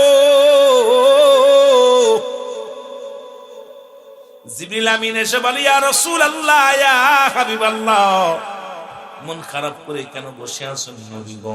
আমার নবী কয়, জিবরিল আমাদের ঘর দরজা পুড়িয়ে দেওয়া হয়, আমি নবীর প্রেমের মালা গলায় পড়ার কারণে কত মক্কি জীবনটা দেশ ছাড়া হয়। রাসূল মদিনা আসার পর দিনে দিনে যুবকেরা শোনো গো, ওই মক্কার মুসলিমের মদিনার দিকে হিজরত করে চলে আসে রে। কারণ মক্কার কাফেরেরা মুসলমানদের উপরে নির্যাতন করে, মুসলমানদের কষ্ট দেয়। মদিনায় চলে আসে রে, মদিনায় চলে আসে। আমার আল্লাহ বলেন, জিবরিল তাড়াতাড়ি যাও, যাই আমার হাবিবকে জানায়া দাও, সেজন্য আর দেরি করে নাও, বাতিলের বিরুদ্ধে যুদ্ধ ঘোষণা করে যেন দেয়। জোরে জোরে চিল্লায়া বলা যাবে না মারহাবা। আল্লাহ পাক জিবরিল আমিনকে পাঠায়, জিবরিল যাও, আমার হাবিবকে বলে দাও আর বসে থাকার সময় নেই, বাতিলের বিরুদ্ধে হকের যুদ্ধ হবে। জোরে বলা যাবে না মারহাবা? আর একটু জোরে বলো মারহাবা। কারণ বাতিলের বিরুদ্ধে যুদ্ধ হবে, আর দেরি করার সম্ভাবনা। রাসূলুল্লাহ জিবরিলকে ডাকতে বলে, জিবরিল রে, আমি যে যুদ্ধ করব আমার তো অস্ত্র নাই, মাত্র অস্ত্র হলো মাত্র 8টা, 8খানা তরবারি, 2টা হলো ঘোড়া। কয়টা? জোরে কর না, কয়টা? কি 2টা? আর তরবারি কয়টা? 8টা। যুদ্ধ করব কাফেরদের সঙ্গে, হাজার হাজার কাফের, তাদের সঙ্গে মোকাবেলা কেমনে করব? জিবরিল কয়, হুজুর আর বসে থাকার সময় নাই, কারণ মুসলমানদের রক্ত দিয়া তারা গোসল করে, মুসলমানদের বাড়ি ঘর দূর পড়ায়া দেয়, মুসলমানদের নির্যাতন করে, মা বোনদের নির্যাতন করে। নবী গো, আর বসে থাকার সময় নাই। রব্বুল আলামিন হুকুম দিছে, আপনি জিহাদের ডাক দেন, যুদ্ধের ডাক দেন। রাসূলুল্লাহর সঙ্গে সঙ্গে হুকুম পাওয়ার সঙ্গে সঙ্গে নবীজি ডাক দিয়ে বলেন, আমার সাহাবীরা রে, ও আমার মুসলমান বাবারা শোনো, আগামী 17 তারিখে আমরা যুদ্ধের ঘোষণা দিয়ে দিলাম। জোরে জোরে চিল্লায়া বলা যাবে না মারহাবা। ওই যুদ্ধের নাম হলো বদরের যুদ্ধ। জোরে বলো আল্লাহু আকবার, আরো জোরে। 17ই রমাদান। ও যুবক, এর মুসলমান রোজা থেকে যুদ্ধ করেছিল। একটু শোনো, তোমাদের বুঝানোর জন্য বলে যাই রে ও সিলেটের বাবারা রে, নবীজি ঘোষণা করলেন 17ই রমাদান যুদ্ধ হবে, তোমরা সবাই প্রস্তুতি নাও, মানসিক প্রস্তুতি নাও, ট্রেনিং দাও। এই যুদ্ধের কথা শুনিয়া ওই ছোট ছোট মাসুম বাচ্চা দুইটি মুসলমান, শোনো, হযরত মাস রাদিয়াল্লাহু তাআলার কলিজার টুকরা সন্তান, উনিও নবীরে ভালোবাসার জন্য জীবন দিয়ে গেছেন। ওই 8 বছরের শিশু আর 10 বছরের শিশু দুইটা এক দড়ি বাড়ি গেছে। বাড়ি যায় দেখে মা জননী কান্দে, চোখের পানি ছেড়ে মা কান্নাকাটি করে। মার কান্না দেখে দুটি ভাই ডাকতে বলে, মা মা,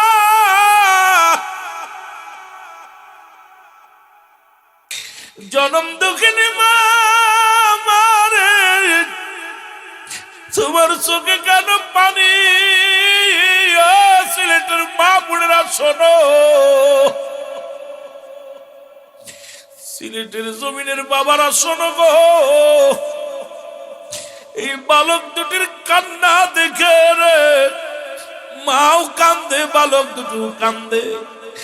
মার ছেলে দুটি ডাকতে বলে, মা তুমি কেন কাঁদছো? কয় বাবারে, রহমতের নবী রাহমাতুল লিল আলামিন যুদ্ধের ঘোষণা দিছে রে। নবী বলছে শুধু পুরুষেরা যুদ্ধে যাবে, কোনো মেয়েরা যাবে না। সুতরাং আজকে যদি তোমার বাবা বেঁচে থাকতো, ইসলামের জন্য যুদ্ধের ময়দানে যাইতো। আমি কান্দি আজকে দুনিয়ার মধ্যে তোমার বাবা বেঁচে না।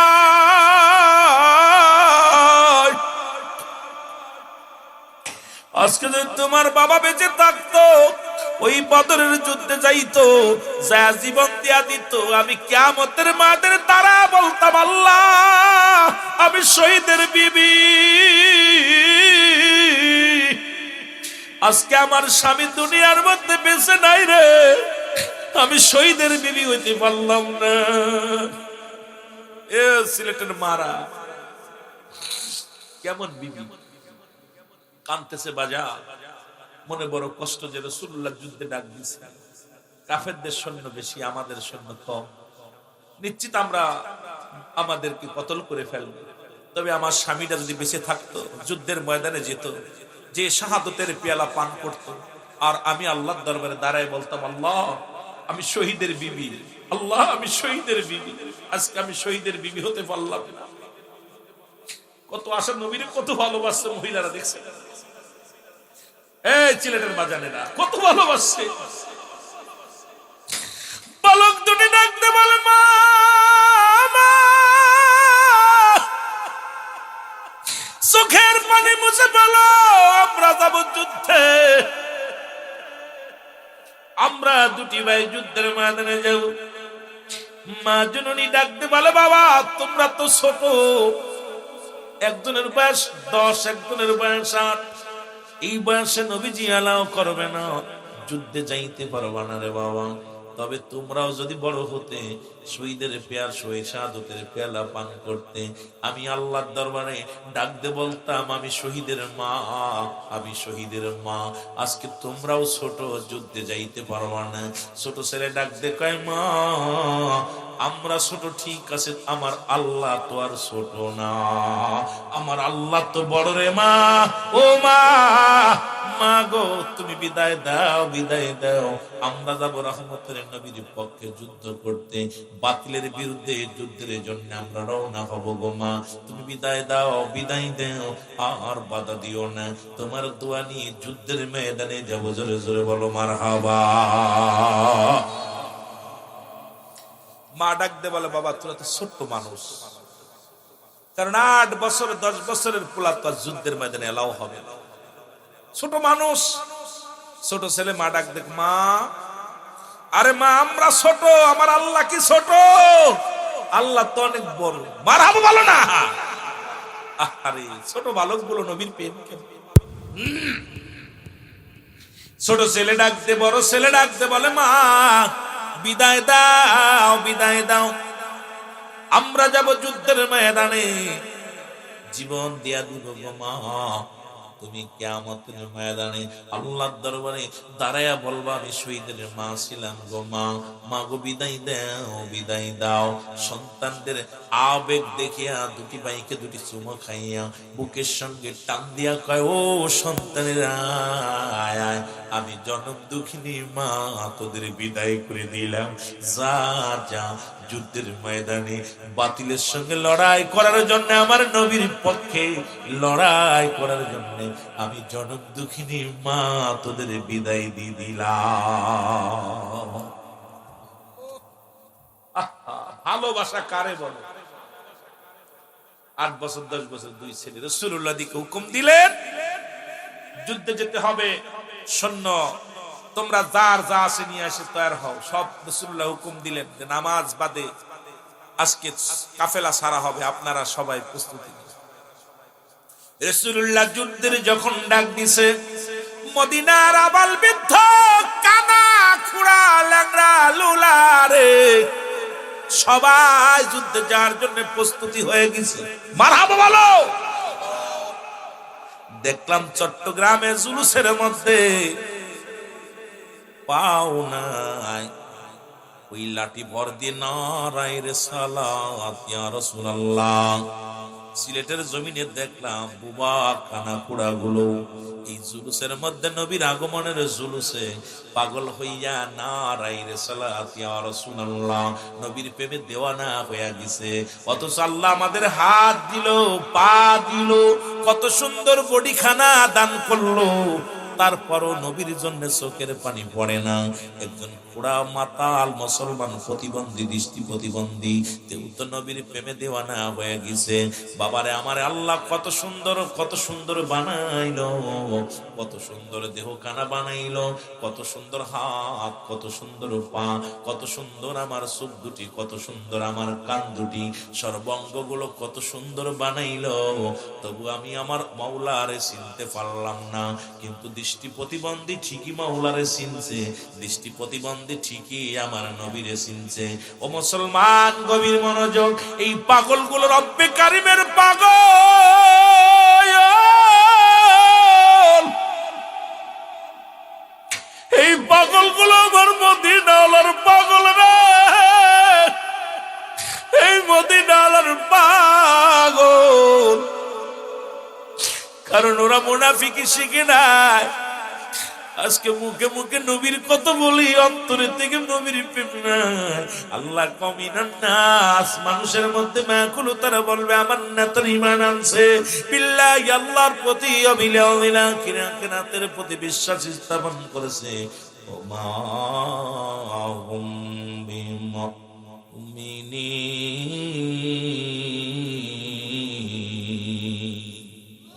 ওরে মুনাফিক ছিল তৎকালীন জামানার মধ্যে সবচেয়ে হাজার কাফেরের চাইতে একজন মুনাফিক ইসলামের জন্য বড় ক্ষতিকারক রে। এই জমিনের মধ্যে যতগুলো মানুষ বসে আছেন, 1000 কাফের আসলেও ভয় নাই। কিন্তু এর মধ্যে যদি একজন মুনাফিক থাকে, ঘরের ইঁদুরে যদি বান কেটে দেয়, এই মুনাফিকি শুরু করে দিলে ইসলামটার 12টা বেজে যাবে। জোরে জোরে বলেন ঠিক কিনা? আমি যুবকদের বলে যাই, ও যুবক বন্ধুরা, আর কাদা সিরাসিরি করিস না। কোন পীরের কি হলো, কোন জায়গা কি হলো দেখার সময় নাই। ইসলামের স্বার্থে বা তোম স্বার্থে এক হয়ে যাও, নবীর প্রেমের স্লোগান দাও, আল্লাহর গুণগান গাও। কোরআন যেহেতু এক, হাদিস যেহেতু এক, এত বিধাভেদ কেন? আপনার মতামতের বাইরে গেলে আপনি সেটা বরদাস্ত করবেন না, এমন তো কোনো নীতি নয়, এমন কোনো নিয়ম নয়। আপনার যেটা জানা আছে আমার সেটা জানা নাই, আমার যেটা জানা আছে আপনার সেটা জানা নাই। সবাই যে একই মতের মধ্যে চলবো না, না। নবীজির আদর্শ আল্লাহর গোলামি করিয়া চলতে চায়। জোরে জোরে চিল্লায়া বলা যাবে না ঠিক কিনা? কোন পীর কোন মাকসুদ নাই, মাকসুদ হলো স্বয়ং আল্লাহ, ঠিক কিনা? আরো জোরে বলেন ঠিক কিনা? এই মাকসুদ যদি আল্লাহ মনে করো, ও যুবক, অত দূরে গেলে আলোচনা পিছে পড়ে যাব গো। এই রব্বুল আলামিনের গোলাম রাস্তায় হাজার হাজার মানুষ দাঁড়ায়, ও যুবক দেখে রে, কাফেলা করে রওনা দিছে। নবীজি খবর পাইলো ওই আবু জেহেলের কাফেলায় 1000 সৈন্য, 1000 তরবারি, 1000 ঘোড়া নিয়ে মক্কা থেকে মদিনার দিকে রওনা হয়ে গেছে রে। মুসলমানদের চির বিদায় করে দিবে।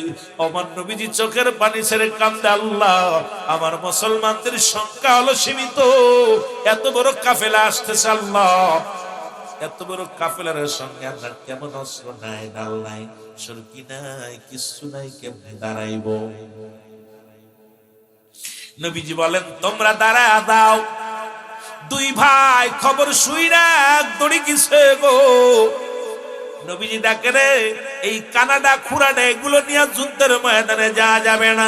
নবী বললেন আমি আজকে এই ময়দানে সমস্ত যারা যুদ্ধে যাবে, যুদ্ধের সৈনিকগুলো আমি নিযুক্ত করব, আমি সিলেক্ট করব, তোমরা দাঁড়ায় দাও। মাপে ঠিক হওয়া লাগবে, মাপে যদি কম হয় তাহলে যুদ্ধে পাঠানো যাবে না। দুটি ভাই দাঁড়ায় দাঁড়ায় চিন্তা করে, ভাই রে সর্বনাশ।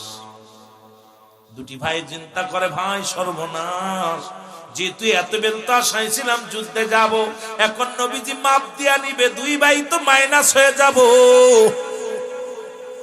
কারণ হলো দুনিয়ার মধ্যে দুই ভাইয়ের বয়স, এক ভাইয়ের বয়স 8-10। নবীজি বালকদেরকে নিবে না, কানা খুড়ারে নিবে না, ন্যাংরা নুলারে নিবে না, দৃষ্টি প্রতিবন্ধীদের নিবে না। সুতরাং আমরা বাধ্য হয়ে যাব।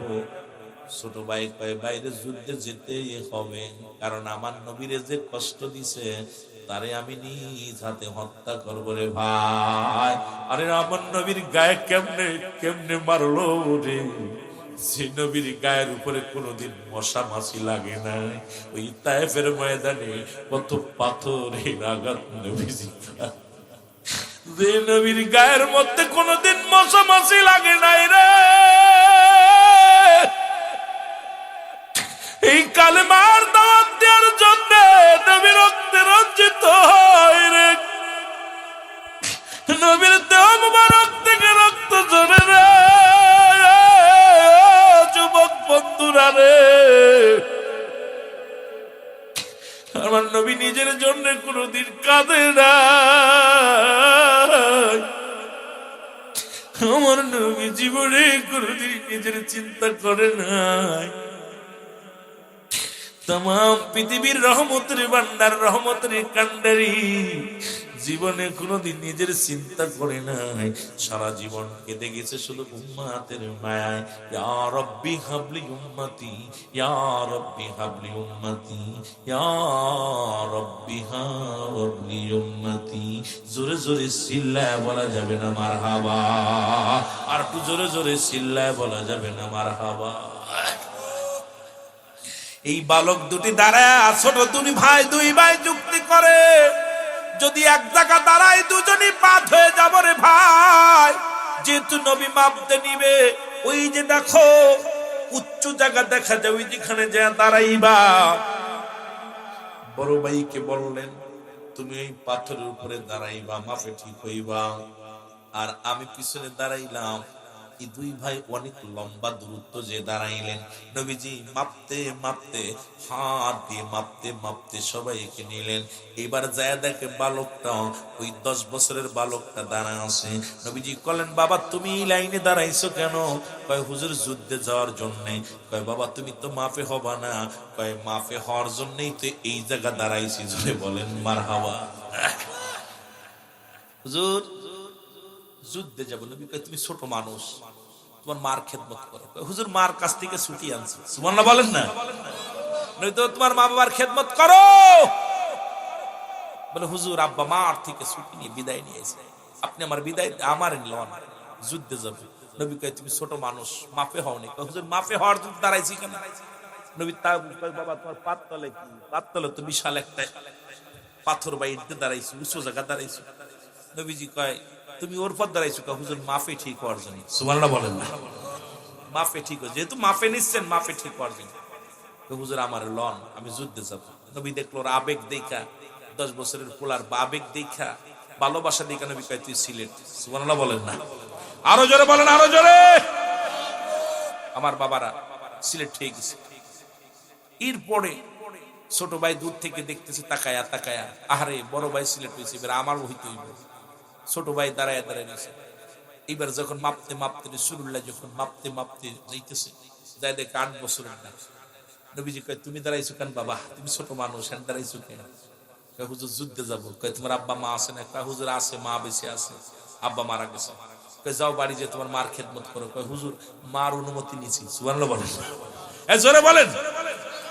বাড়ি যে বলবেন, ভালো করে লিখে রাখেন, বাড়ি যে ঘুমের মধ্যে কবেন সুবহানাল্লাহ আলহামদুলিল্লাহ, বাড়ি যেয়ে কবেন, এখন কত দরকার নেই। হুজুর যুদ্ধে যাবো। নবীজি কয় যুদ্ধে যাবা, তুমি ছোট মানুষ, মার খেদমত করো। হুজুর মার থেকে বিদায় নিছে, আপনি আমার লন। হুজুর আমি যুদ্ধে যাবো। নবী কয় তুমি ছোট মানুষ, এই 8 বছর মানুষ, তুমি যাইতে পারবা না বাবা, তুমি যাও বাড়ি যাও। কয় হুজুর ওই যে ওইটার নিছেন না? কয় হ ওইটার নিছি। ওইটার বয়স কত জানেন হুজুর? কয় কত? কয় 10 বছর। সুবহানাল্লাহ বলেন। নবীজি কয় 10 বছর, ও আমার বড় ভাই, ওরে নিলেন আমার নিবেন না হুজুর? নবীজি কয় ও তো একটু দেখতে শুনতে লম্বা চওড়া আছে, ওরে নিছি। কয় হুজুর ওই তো দাঁড়াইছে, হুজুর দাঁড়াই মাফে ঠিক হয়েছে না হুজুর? কয় হুজুর আমার লন, যুদ্ধে যাব।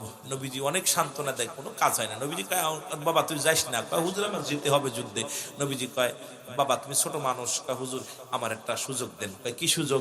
সুযোগটা হলো আমার বড় ভাইয়ের লগে 2 ভাই মালাম ধরব, যদি 2 ভাই কুস্তি ধরব, কুস্তিদেরা যদি আমি বড় ভাইয়ের লগে জিতা যাই তাহলে কেমন নিবেন? সুবহানাল্লাহ বললেন না, আসতে কইতেন না, জোরে কইবেন। নবীজি কয় ঠিক আছে বাবা, সুযোগ একটা দিলাম। 2 ভাই গেছে, 2 ভাই যায়, 2 ভাই চোখি চোখি চোখ নিয়ে কথা বলতেছে, চোখি চোখি চোখ দিয়া। ছোট ভাই কইছে বড় ভাই, ভাই তুই আমার সাথে 2 বছরের বড়, তোর বয়স 10, আমার বয়স 8, তোর গায়ে বল বেশি, শক্তি বেশি, তুই যদি আমার জোরে ধরিস তাহলে তো আমি পারবো না, তুই যদি জোরে ধরিস তাহলে কি আমি পারবো না, আমার কিন্তু যুদ্ধে যেতে হবে রে ভাই, আমার লইয়া যা ভাই, বা আমার ফিলে ফিরে যাস না ভাই রে, আমি আবু জাহেলরে মারবো। সুবহানাল্লাহ কইতেন নি রে, জোরে কোন। আমার নবীরে কষ্ট দিছে, আমার নবীর চোখের পানি পড়ছে, ভাই আমরা 2 ভাই আবু জাহেল 2 ভাই মিলে মারবো, আমার লইয়া যাইতে, তুই আমার আস্তে ধরবি, আমি তোরে ধাক্কা দিয়ে ফেলে দিব, ফেলে দিয়া আমি জয়লাভ করবো, নবীজি আমার নিব। ওই ঠিক আছে। তোর 2 ভাই ইশারা আসে, নবী দূর থেকে খেলে হাসতেছে, 2 ভাইয়ের গল্প হই না, দেখে 2 ভাই টুকটুক করে আলাপ করে, নবীজি তো বুঝতে পারছে 2 ভাইয়ের বুদ্ধি কিতা কইতেছে। নবীজি দেখে এবার যুদ্ধ ধরছে, 2রা ছোট ভাই আস্তে ধরছে, বড় ভাই রে ছোট ভাই ধাক্কা দিয়ে ফেলে দিয়ে বুকের পর বলে নারায়ে তাকবীর, যারা বলেন না মারহাবা, আরো জোরে আরো জোরে। নবীজি কয় তুই সিলেট। সুবহানাল্লাহ কইতেন নি, আস্তে কইবেন না, জোরে কইবেন। সিলেট, ছোট ভাই সিলেট, 2 ভাই হয়ে গেছে। 2 ভাই যখন সিলেট হয়েছে, এখন 2 ভাই খালি যুক্তি করে, ভাই অন্য কারণ মারবো না, আবু জাহেলকে মারবো। কারে মারবো? এই জোরে বলেন কারে মারবো? আবু জাহেল। নবীজি গণনা করছে মাত্র 313 জন সাহাবী। কয়জন? আস্তে কইবেন না, জোরে কইবেন। এ কয়জন? 313 জন। আর কাফেরদের সৈন্য কত? সৈন্য কত? তরবারি, ঘোড়া, আর নবীজির সৈন্য 313 জন। কয়জন? 300। অস্ত্র, অস্ত্র, ঘোড়া 2টা।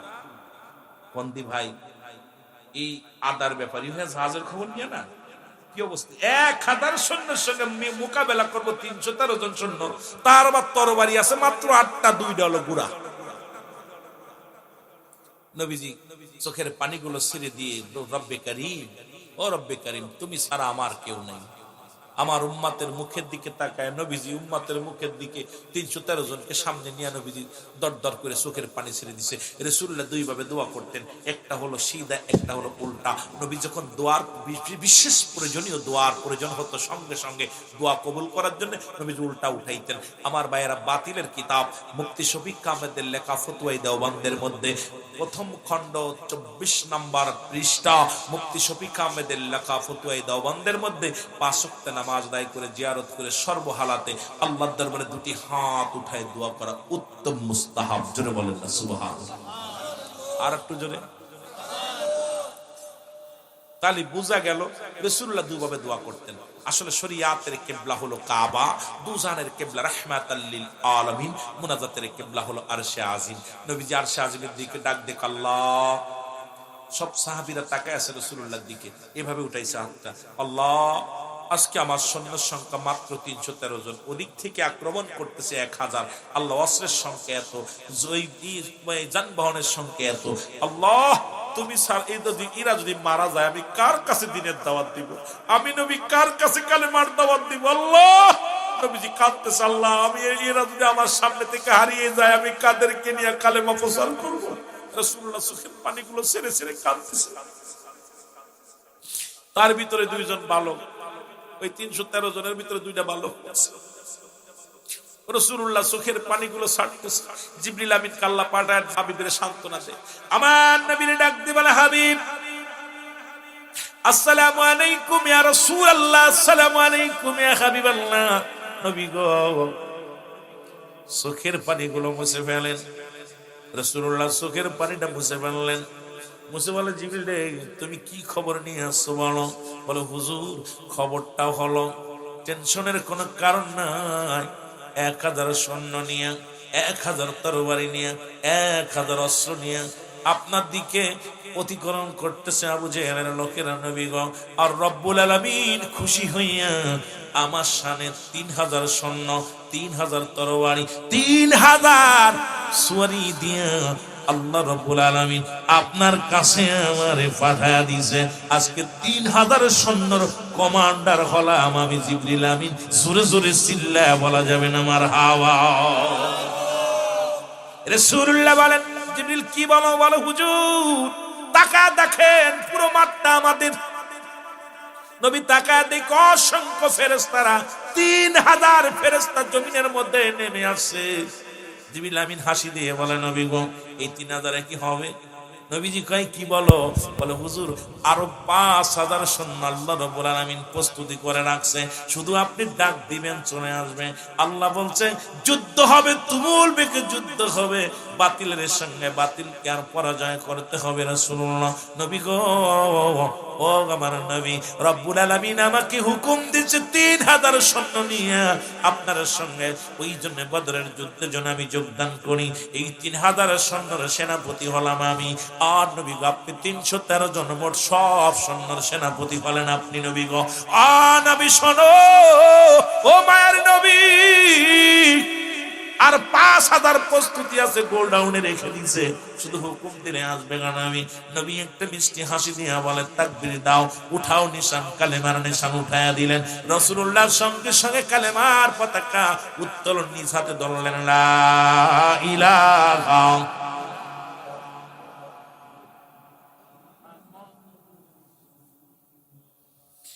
এ যুবক ভাইরা আমার, রাসূলুল্লাহ কালেমার পতাকা উত্তোলন করলেন, সাহাবীরা পিছন থেকে যুদ্ধের দামামা বাজায়া দিলেন।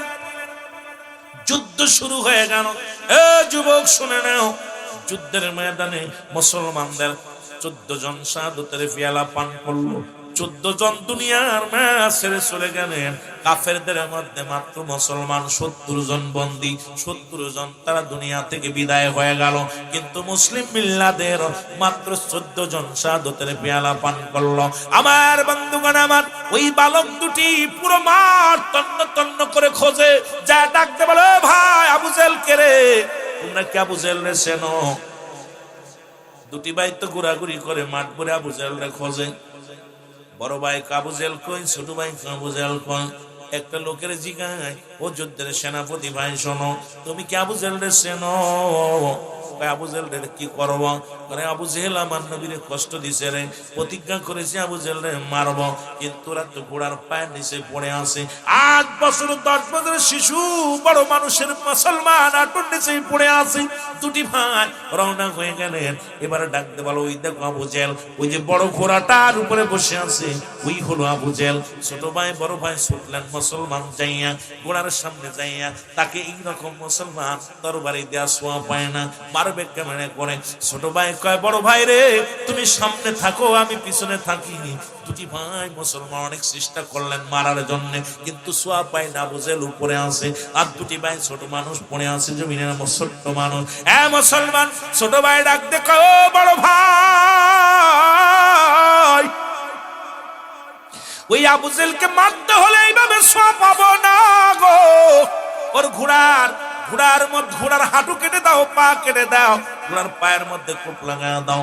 সঙ্গে সঙ্গে ঘোড়ার পায়ের মধ্যে কোপ লাগায় দিছে, ঘোড়া জমিনের মধ্যে পড়ে গেছে। পিছন থেকে মুসলমান ছোট ভাই আবু জেহেলের গর্দানের মধ্যে কোপটা ছেড়ে দিছে। আর ওই পিছন থেকে মুসলমান শোনো মারার সঙ্গে সঙ্গে আবু জেহেলের ছেলে আসিয়া ছোট ভাইয়ের হাতের মধ্যে কোপ লাগায় দিছে। কুচি হাত, ছোট্ট হাতটা কেটে সম্পূর্ণ কেটে গিয়েছে, সামান্য একটু ঝুলে আছে। এইবার ডান হাতের তরবারিটা বাম হাতের মধ্যে নিয়া ইয়া রাসূলুল্লাহ বলে আবু জেহেলের পায়ের মধ্যে কোপ দেয়া শুরু করলো, আবু জেহেলের গায়ের মধ্যে কোপ দেয়া শুরু করলো। ডান হাতটা বিরক্ত বোধ মনে হয়, ডান হাতটা ঝুলতেছে ভাবে, কারণ ডান হাত অকার্য হয়ে গেছে। এই পায়ের নিচে হাতটারে ফেলাইয়া দিয়া এক টানতে ছিঁড়ে জমিনের মধ্যে ফেলে দিয়া হাতটারে কয়, হাতরে আমার রাসূলের জন্য তোরে কুরবানি করে দিলাম, আমার আর ডিস্টার্ব করিস না। বাম হাতে যুদ্ধ শুরু হয়ে গেল। ওদিকে মুসলমান শোনো, কাফেররা আসিয়া দুই ভাইকে শাহাদাতের পেয়ালা পান করায় ফেলেছে।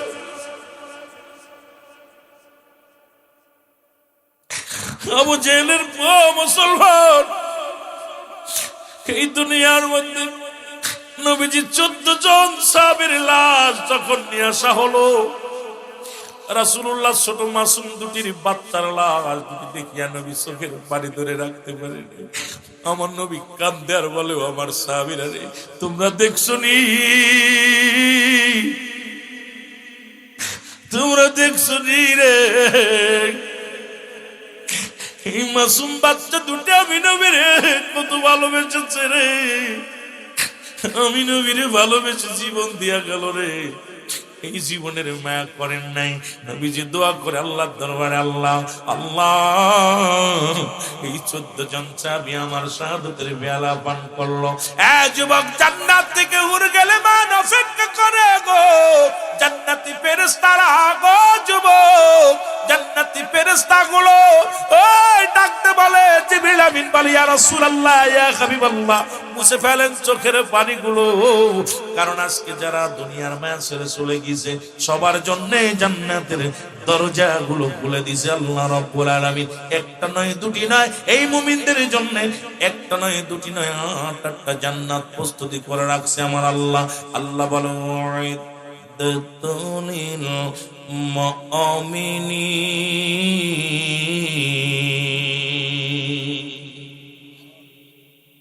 এই মুমিন মুত্তাকিদের জন্য 8টা জান্নাত প্রস্তুত হয়েছে। সুতরাং আমি বাচ্চাদেরকে নিয়ে বলবো, বাচ্চারা রাসূলের প্রেম আজকে যারা বসে আছে, আপনাদের ছেলেগুলো নিয়ে, বাচ্চা ছেলেদেরকে নিয়ে মসজিদে যাবেন, বেশি বেশি মাহফিলে আনবেন, নবীর প্রেম শিখবে। আজ অধিক অংশ সুন্নি, আর সুন্নি বাবা সুন্নি, ছেলে ওয়াহাবি হয়ে গেছে। কারণ বাবা সুন্নি, পড়া সুন্নি, ও তো আর বোঝে না। দেখা যায় সুন্নি আকীদায় না লেখাপড়া করার কারণে, ওরা দেখা যায় সুন্নি আকীদায় না চলার কারণে ওই ছেলে বড় হয়ে রাসূলের সম্মানের উপর আঘাত করতে জোরে বলেন ঠিক কিনা। সুতরাং আমি আপনাদেরকে নিয়ে আর আগাবো না, দোয়া চাই, কারণ আল্লাহ যদি আমাকে বাঁচিয়ে রাখে আবার দেখা হবে, আবার কথা হবে। আপনাদের থেকে দোয়া চাই। অনেক বড় জার্নি করে আসি, অনেক কষ্ট হয়, আমরা আল্লাহর দরবারে ইস্তেগফার করি, আস্তাগফিরুল্লাহ